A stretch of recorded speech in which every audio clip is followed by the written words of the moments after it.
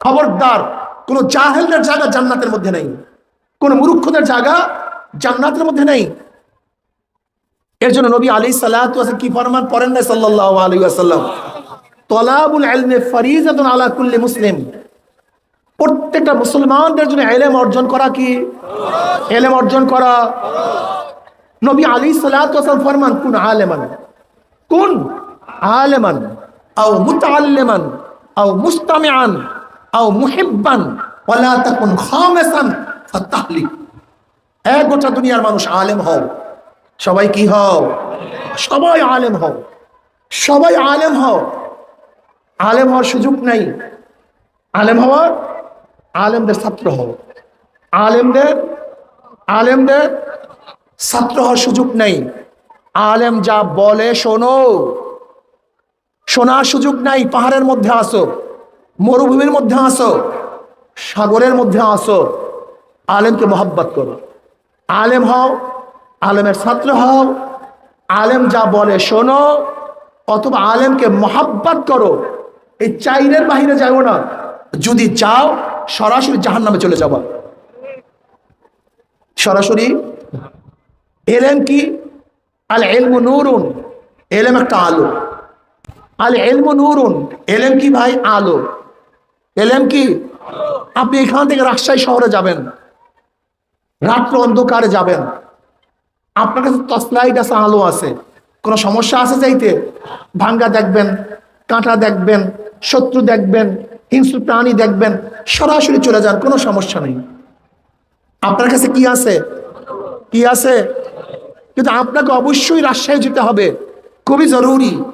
কিন্তু আপনার কাছে লাইট নাই, আলো নাই, এখন উপায় কি বলেন তো? কি কথা বলেন না কেন? হ্যাঁ, আপনার কাছে আলো নাই, কিন্তু আপনাকে অবশ্যই রাজশাহী যেতে হবে। যাবেন কিভাবে? হ্যাঁ, অসুবিধা নাই, আপনি রাজশাহী যাবেন, আপনার কাছে আলো নাই, যার কাছে আলো আছে আপনি তার পথ ধরেন, তার ইত্তেবা করেন, অনুসরণ করেন। যদিও আপনার কাছে আলো নাই, আলোওয়ালার অনুসরণ করলে আপনিও সেই গন্তব্য বুঝতে পারবেন। কিন্তু অনুসরণ যদি না করেন তাহলে এই পথের মধ্যে মারা যাবেন, হিংস্র প্রাণীর আঘাতে মারা যাবেন, আপনি গন্তব্য বুঝতে পারবেন না। আল্লাহ কি কয়?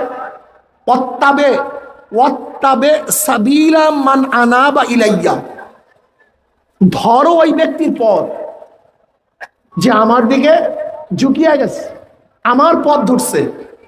আল্লাহ পাক রব্বুল আলামিন অনুসরণ করার জন্য বলছেন, ইত্তেবা করার জন্য বলছেন, অথচ আপনি বলছেন কারো ইত্তেবা করা যাবে না। আল্লাহ পাক তো এই কথা বলেন নাই ওয়াত্তাবিল কোরআন আল হাদিস, কোরআন ও হাদিসের অনুসরণ করুন না। আল্লাহ পাক কি বলছেন? ওয়াত্তাবে সাবিলা মান আনাবা ইলাইয়া, ওই ব্যক্তির পথ ধরো, ওই ব্যক্তির রাস্তা ধরো যে আমার পথ ধরছে। তুমি ওই ব্যক্তির পথ ধরো যার কাছে আলো আছে, ওই আলোওয়ালার পথ ধরলে তুমি গন্তব্যস্থলে পৌঁছিয়া যাবা। আল্লাহকে ইত্তেবা করতে, আর তুমি বলছো ইত্তেবা করা শিরক, অনুসরণ করা শিরক। বোকা তুমি, তোমার মাথার মধ্যে গিলু আছে তো? আল্লাহ পাক কি বলছেন? ইত্তাবিউ মাল্লা ইয়াসআলুকুম আজরান ওয়া হুম মুহতাদুন, অনুসরণ করো, অনুকরণ করো ওই ব্যক্তিকে যেই ব্যক্তি হেদায়েতের উপর আছে এবং হেদায়েতের পরিবর্তে উজরাত গ্রহণ করে না, তার ইত্তেবা অনুসরণ করো। আল্লাহ পাক কি বলেন? ইয়া আইয়ুহাল্লাযীনা আমানুত্তাকুল্লাহ ওয়া কুনু মা'আস সাদিকিন, সাদিকিনদের সাথীত্ব গ্রহণ করো। এখন আমি প্রশ্ন করি, আপনার কাছে আলো নাই, কিন্তু আমি যদি বলি খবরদার ওই আলোওয়ালা ব্যক্তির সাথে অনুসরণ করবি না, তার পিছনে হাঁটবি না, তাহলে আমার উদ্দেশ্য কি? কি কথা বলেন না কেন? আমার উদ্দেশ্য ভালো না। আমার উদ্দেশ্য তোমাকে বাঘের পেটে দেওয়া। ঠিক যাদের মধ্যে ইলম নাই তাদেরকেও যদি বলে কারো অনুসরণ করা যাবে না, এটা শিরক, মনে করতে হবে ও আমার আপন না, ও আমাকে জাহান্নামে নেওয়ার প্ল্যান শুরু করছে। নবী বলতেছেন কুন আলেমান আও মুতাআল্লিমান, তুমি আলেম হও অথবা আলেমের ছাত্র হও। যদি আলেমের ছাত্র হওয়ার সুযোগ না হয়, আলেম যা বলে তা শোনো, আল্লাহ নবী বলেন যদি সেই সুযোগ না হয় আলেমকে মোহাব্বত করো। আর তুমি বলো না, তুমি কি জানো আলেমকে মোহাব্বত করলে কি হবে? আনাস ইবনে মালিক রাদিয়াল্লাহু ফরমান, মসজিদ থেকে নামলা জনাব মুহাম্মদ রাসূলুল্লাহ সাল্লাল্লাহু আলাইহি ওয়াসাল্লামের সাথে অমনি এক সাহাবী প্রশ্ন করছে, ইয়া নবী আল্লাহ, কিয়ামত কবে হবে? নবী আলাইহিস সালাতু ওয়াসাল্লাম বলেন, কিয়ামতের খবর নাস, কিয়ামতের জন্য কি জোগাড় করছো, কি প্রস্তুতি গ্রহণ করছো? নবী আলাইহিস সালাতু ওয়াসাল্লাম বললেন, সাহাবী বললেন, ইয়া নবী আল্লাহ, সেরকম কোনো প্রস্তুতি গ্রহণ করতে পারি নাই, ঢের আমার নামাজ নাই, ঢের আমার রোজা নাই, নেকের কোনো পাহাড় আমার কাছে নাই, কিন্তু একটা দিনের জোগাড় করছি, আল্লাহ আল্লাহ রসুলকে মোহাব্বত করি, তোমাকে নেতা মানছি, তোমাকে নেতা মানছি, তোমাকে মোহাব্বত করি। নবী আলাইহিস সালাতু ওয়াসাল্লাম বললেন, আল মারউ মা মান আহাব্বা ওয়া লাহু মাকতাসাবা, দুনিয়াতে যে যাকে মোহাব্বত করবে কিয়ামতের ময়দানেতে সাথী হয়ে জান্নাতে চলে যাবে। যে যাকে মোহাব্বত করবে কিয়ামতের ময়দানে সে তার সাথী হয়ে যাবে। আনাস ইবনে মালিক রাদিয়াল্লাহু ফরমান, এই হাদিস শোনার পরে সাহাবায়ে কেরাম রিদওয়ানুল্লাহি তাআলা আজমাইন এত বেশি খুশি হয়েছিলেন, এর আগে এই পরিমাণের খুশি আর কোনোদিন হন নাই। যারা নবীকে মোহাব্বত করি তার সাথী হয়ে যাব, তার সাথী হয়ে যাব।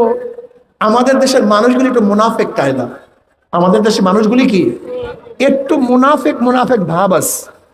দুনিয়াতে যাদের সাথী কিয়ামতের ময়দানে সে তার সাথী হতে চায় না, কথাটা বুঝাতে পারি না।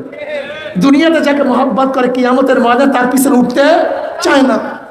ধরে নেন আজকে যারা বিএনপির লোক তারা কাকে বেশি মোহাব্বত করে, কাকে নেতা মানে? জিয়াউর রহমানকে, খালেদা জিয়াকে, তারেককে। যদি বলি ভাই কিয়ামতের ময়দানে তারেক তোমার সামনে থাকবে, খালেদা জিয়া তোমার সামনে থাকবে, জিয়াউর রহমান তোমার সামনে থাকবে, তারা যেখানে যাবে তুমি সেখানে চলে যাবা? বল হুজুর না, কিয়ামতের ময়দানে আপনাদের সাথে উঠতে চাই। আরে ভাই, তুমি দুনিয়াতে যাদের সাথে থাকো কিয়ামতের ময়দানে তাদের সাথে থাকতে তোমার আপত্তি কোথায়? আজকে যারা আওয়ামী লীগ করেন, যদি বলি ভাই কিয়ামতের ময়দানে শেখ সাহেব তোমাদের সামনে থাকবে, আমাদের বর্তমান প্রাইম মিনিস্টার তোমাদের সামনে থাকবে, নেতারা সামনে থাকবে, তারা যেখানে যাবে তোমরাও সেখানে চলে যাবে। বল না হুজুর, কিয়ামতের ময়দানে নবীর সাথে উঠতে চাই। আজীব ব্যাপার। তোমার মনের মধ্যে নেফাকি কেন? দুনিয়ার মধ্যে যাকে নেতা মানছো তুমি আশা করো কিয়ামতের ময়দানে সেই নেতা আমার সামনে থাকবে, আমি তার পিছনে থাকবো। সমস্যা কি তোমার? দেখেন আল্লাহ পাক কালামে পাকের মধ্যে ফরমান, ইয়াউমা নাদউ কুল্লা উনাসিন বিইমামিহিম, ডাকা হবে কিয়ামতের ময়দানে প্রত্যেকটা মানুষকে তার নেতার সাথে।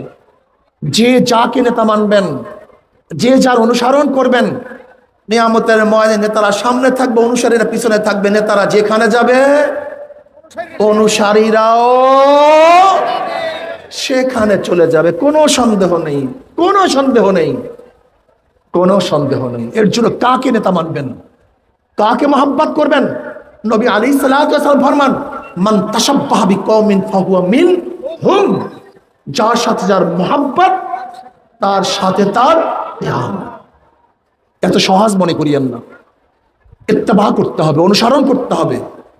কতক্ষণ অনুসরণ করব?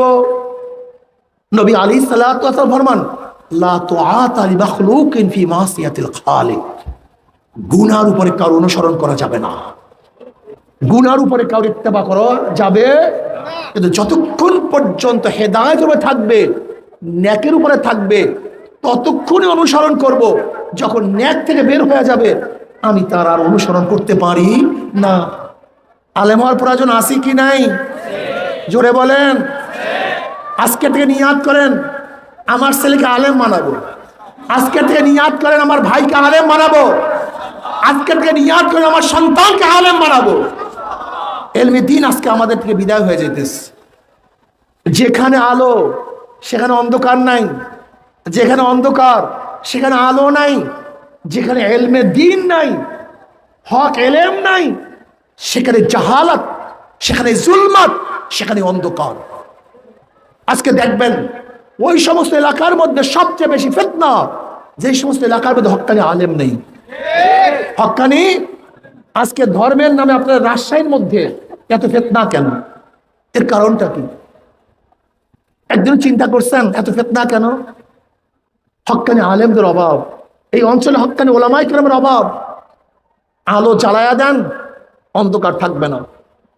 আমার বাবারা ও আমার ভাইয়েরা, আজকে আমাদের মধ্যে কত ইখতিলাফ, কত মতলক্য, অমুকে মুশরিক, অমুকে কাফের, অমুকে এইটা, অমুকে সেইটা, কিন্তু যেখানে আমরা সবাই একমত সেটা কি? আমরা সবাই আল্লাহর বান্দা। জোরে বলেন, আমরা কার বান্দা? আমরা কাকে মানি? আমার নবীকে, জনাব মুহাম্মদ রাসূলুল্লাহ সাল্লাল্লাহু আলাইহি ওয়াসাল্লাম, আল্লাহকে আমরা মানি, অন্য কাউকে মানি না। আমরা রসুলকে মানি, অন্য কাউর ইত্তেবা অনুসরণ। তাহলে বলেন হুজুর মাযহাব মানেন কেন, পীর মানেন কেন? আমরা তাদের অনুসরণ করি না, তারা ব্যাখ্যা দেয় সেইটা মানি। অনুসরণ করি কার? অনুসরণ করি আল্লাহ আল্লাহ রসুলের, কিন্তু পীর মাযহাব ইমাম মানি ব্যাখ্যাকারক। নামাজ কিভাবে পড়বো, এলেম আমার কাছে নাই। রোজা কিভাবে রাখবো, এলেম আমার কাছে নাই। উজু কিভাবে করব, এলেম আমার কাছে নাই। হজ কিভাবে করব, এলেম আমার কাছে নাই। কিন্তু এলেম ব্যতীত তো জান্নাতে যাওয়া যাবে না। এর জন্য আমি কি করি? যার মধ্যে এলেম আছে আমি তার ইত্তেবা অনুসরণ করি। কিন্তু আমার ইমামও যদি আমাকে বলে নামাজ লাগবে না, ওই ইমাম আমি মানি না। আমার ইমামও যদি বলে রোজা লাগবে না, ওই ইমাম আমি মানি না। বরং আমার ইমাম মানি তুমি এইভাবে দাঁড়াও, এইভাবে রুকু করো, এইভাবে সাজদা করো, এর জন্য মানি। যেহেতু আমার এলেম নাই, আমাকে বলুন তো, গোটা দুনিয়ার মধ্যে কোন মানুষ ইত্তেবা করে না, এরকম একজন মানুষ আমাকে দেখায় দেন তো। হ্যাঁ, আরে মানুষ রে, সবাই তো ইত্তেবা অনুসরণ করে। ইত্তেবা অনুসরণ ছাড়া কোনো মানুষই তো নেই। যাই হোক, এই মাসালা এখানেই রাখেন। এরপরে আসেন, ইমাম গাজালি রহমাতুল্লাহ আলাইহি বলেন সমস্ত আলেমরা জাহান্নামে চলে যাবে, একজন আলেমও জান্নাতে যেতে পারবে না, একমাত্র আমলকারী ব্যতীত। কি ব্যতীত? আপনি উজুর মাসালা জানেন কিন্তু উজু করলেন না, এই মাসালা জানিয়ে ফায়দা নেই। আপনি নামাজের মাসালা জানেন কিন্তু নামাজ পড়লেন না, এই মাসালা জানিয়ে কোনো ফায়দা নাই। এর জন্য সমস্ত মানুষ জাহান্নামে চলে যাবে একমাত্র আলেম ব্যতীত। সমস্ত আলেম জাহান্নামে চলে যাবে একমাত্র আমলকারী ব্যতীত। সমস্ত আমলকারী জাহান্নামে চলে যাবে, একজন আমলকারীও জান্নাতে যেতে পারবে, একমাত্র মুখলেস, ইখলাস, একমাত্র ইখলাস। ইখলাস ব্যতীত কোনো আমল কাজে আসবে না। যেমন ধরে নেন, আপনি সুন্দর মতো উজু করছেন, কিয়াম করছেন, রুকু করছেন, সাজদা করছেন, সব কিছু আদায় করছেন। একজন মুফতি সাহেবের কাছে প্রশ্ন করলেন নামাজ সহি কি সহি না, কি বলবে? নামাজ। কিন্তু ওই ব্যক্তি নামাজ পড়ছে মানুষকে দেখাবার জন্য। কি হইল? হ্যাঁ, নামাজ সহি হয়েছে না আল্লাহর কাছে কবুল হয় নাই। তাই কবুল এক জিনিস, সহি হওয়া ভিন্ন জিনিস। এর জন্য যাহা কিছু করব কার জন্য করব? একমাত্র আল্লাহর জন্য। ইন্না সলাতি ওয়া নুসুকি ওয়া মাহইয়ায়া ওয়া মামাতি লিল্লাহি রাব্বিল আলামিন।